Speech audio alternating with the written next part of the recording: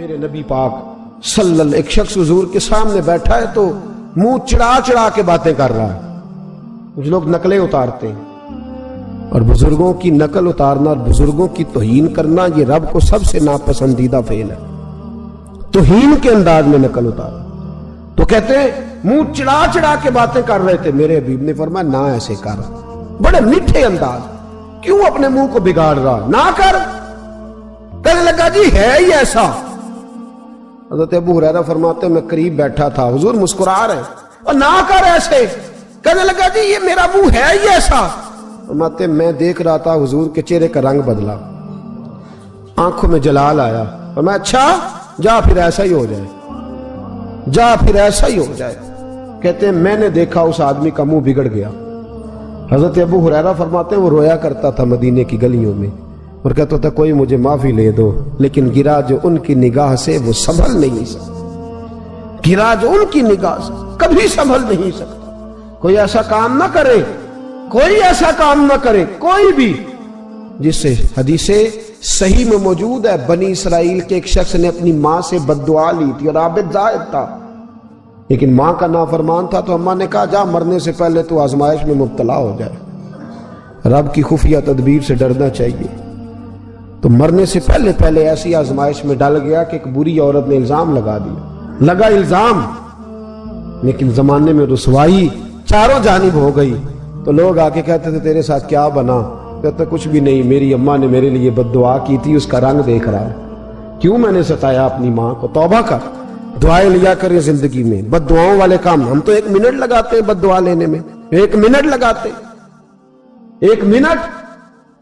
ایک میں بزرگوں کا پڑھ رہا تھا ایک دفعہ اخبار میں، تو ان کی آنکھیں کالی ہو گئی، اندر سے کالی ہو گئی، تو بیچارے نابینا ہو گئے.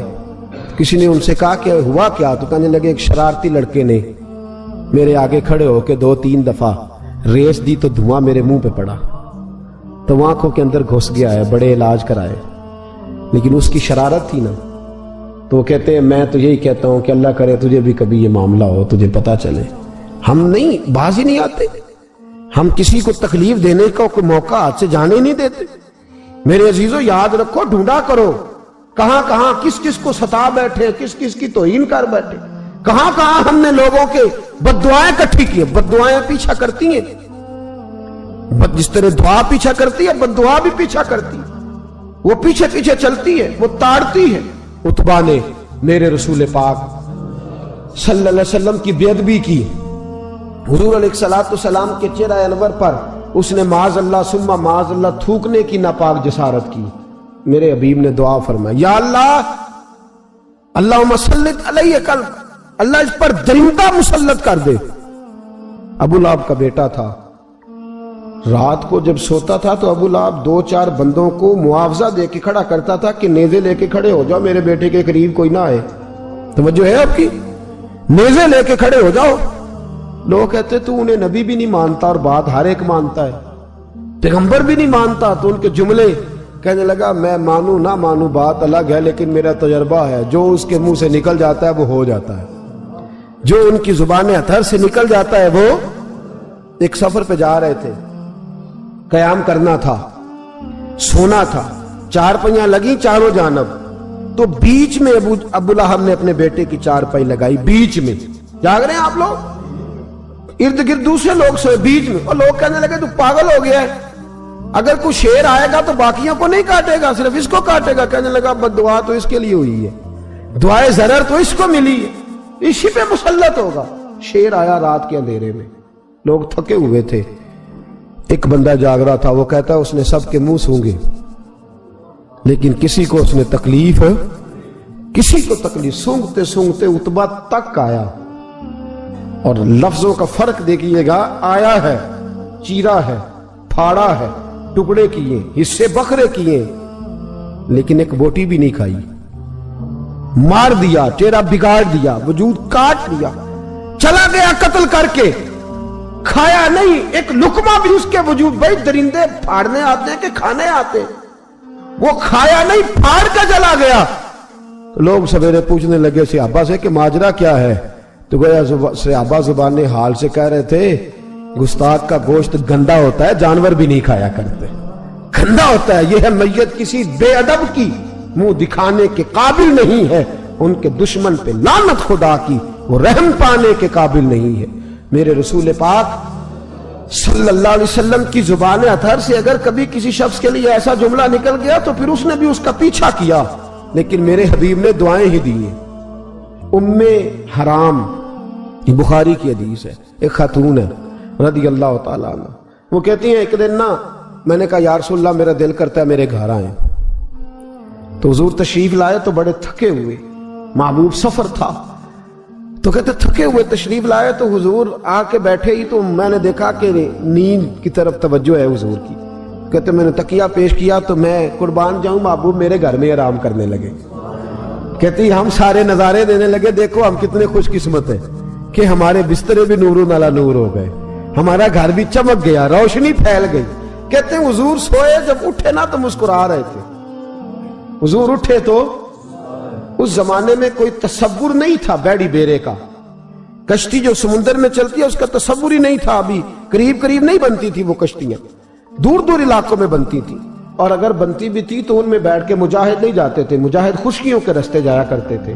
بی بی کہتی ہیں حضور اٹھے تو مسکرا رہے تھے، تو میں نے کہا حضور آپ کیوں مسکرا رہے ہیں، خیر تو ہے؟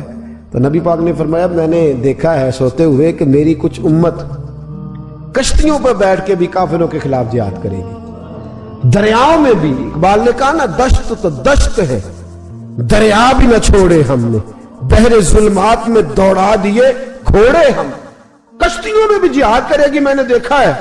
تو کہتی ہے میں نے فٹافٹ کہا یا رسول اللہ مجھے بھی شامل کر دے ان میں، حضور مجھے بھی ان میں، حضور ذرا جلدی جلدی، دیکھا جو ان کو بانٹتے تو میں نے بھی بڑھ کے پیار سے دستے عطا کے سامنے دستے طلب بڑھا دیا، میں نے بھی آگے بڑھ کے کہا حضور تھوڑی خیر ادھر، حضور مجھے بھی شامل کر دے، کہتے پہلے بوڑھی تھی، نبی پاک نے ہاتھ اٹھائے کہ یا اللہ اس کو بھی ان میں شامل کر دے۔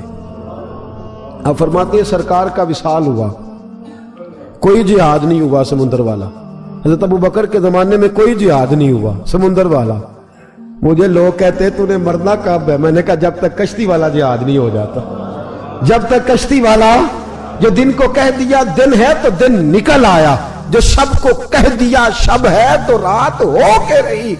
خدا نے ان کی زبان کو وہ اختیار دیا، جو نکلی منہ سے ان کے وہ بات ہو کے رہی۔ فرمایا جب تک کشتی والا جہاد نہیں ہوتا میں نے مرنا۔ تو پھر بابے کو کہنے دو نا عرش فرشتے بانگا ملیاں، مکے پہ گئی شور، اور بلے شاہ ایسا نہیں مرنا، گالی بکی بلے شاہ ایسا نہیں مرنا ہے، مر گیا ہی کوئی اور تے بارت شاہ کدو مر دے جنہ کیتیاں نیک کمائیاں نے، بات ہی ختم کر دی، او کدو مر دے جنہ کیتیاں نیک کمائیاں نے۔ حضرت سلطان باہو رحمت اللہ علیہ فرماتے ہیں کامل پیر اونا دے باہو قبر جنہ دی جیوے، فرمایا میں نہیں مرتی۔ حضرت اسرائیل نہیں آتے وہ چھو کے گزرے گئے، کہتے بہنیں بھی چلی گئیں، بھائی بھی چلے گئے، خامد بھی چلا گیا، بچے بھی کئی گئے، اور میں اسی حالت میں۔ حضرت ابو بکر صدیق کا وصال ہوا، حضرت عمر کا وصال ہوا، حضرت عثمان کا، گن رہے ہیں آپ لوگ، حضرت ابو بکر کے 2.25 سال، حضرت سیدنا عمر فاروق کے کم و بیش 10 سال، حضرت عثمان غنی کے تقریباً 11 سال، کتنا عرصہ ہو گیا؟ کہتی ہیں کوئی، پھر حضرت علی کے 4.5 سال۔ بی بی کہتی ہے میں تر و تازہ تندرست کی تندرست لوگ پہ تھے، بی بی تیرے ساتھ والے سارے چلے گئے، تو کب جائے گی؟ تو میں کہتی ساڑھے نبی دی زبان، ساڑھے نبی دی زبان، ساڑھے واسطے قرآن، میں کیسے جاؤں، ابھی جہاد ہی نہیں ہوا۔ کہتے ہیں خلفائے راشدین نے پردہ کیا، حضرت امیر معاویہ کا دور آیا، اور حضرت امیر معاویہ نے قسطنطنیہ کے لیے جب مجاہد بھیجے تو سمندر کا رستہ تھا۔ کہتی ہیں جب سواریاں جانے لگی تو کہنے لگے کچھ بیویوں کی بھی ضرورت ہے کھانا پکانے کے لیے۔ کہتی ہے میں ہاتھ بھی کھڑا کرتی رہی، درود بھی پڑھتی رہی، اور محمد کی صداقت پر شکر بھی ادا کرتی رہی۔ کہتے ہیں میں نے ہاتھ کھڑا کیا تو مجھے کچھ لوگ کہنے لگے بی بی تو سلیکٹ ہو جائے گی، تو بوڑھی ہے۔